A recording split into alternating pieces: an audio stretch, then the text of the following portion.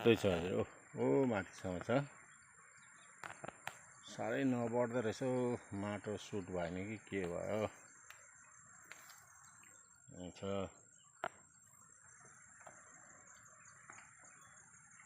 ओ यस्तो छ हजुर, गाउँको खेती किसान गर्यो, जङ्गलको जनावरहरूले खाइदिइहाल्छ।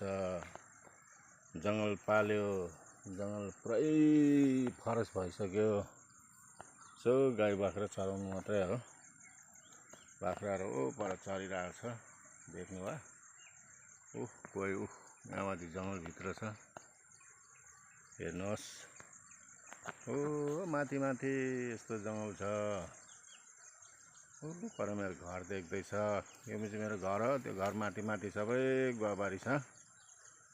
अब यो जङ्गल देख्दै गरेको एरिया पनि नेक्स्ट इयर चाहिँ, नेक्स्ट सिजनमा चाहिँ गुवा लगाउनुको लागि राखेको। अहिले यसलाई यस्तै जङ्गल राखेर भोलिपल्ट मजाले फाँडेर डढाइदिनुपर्छ। गुवाको बिरुवालाई मल पनि हुन्छ। त्यस कारणले गर्दाखेरि अलिकति जङ्गल हुनु दिएको। अन्त अब यहाँ गुवा लगाइसकेपछि त गाई बाख्रा चर्ने कुरा आउँदैन। गाई बाख्रा चाहिँ बिस्तारै साइड लगाउनुपर्छ, नभए त केही हुनु दिँदैन। पुरै यस्तो घनघोर जङ्गल छ है हजुर। पर सजनाको रुखहरू रोपेको छु। माथि साग सब्जीहरू लगाएको छ, तर बाँदरलाई ठिक्कै हो।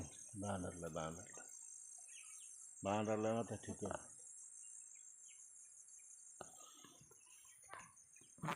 त्यो बाख्रा थुनिदे बाख्राले।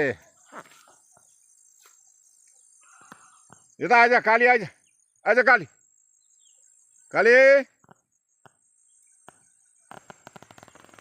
हुन्छ, आजलाई यति नै।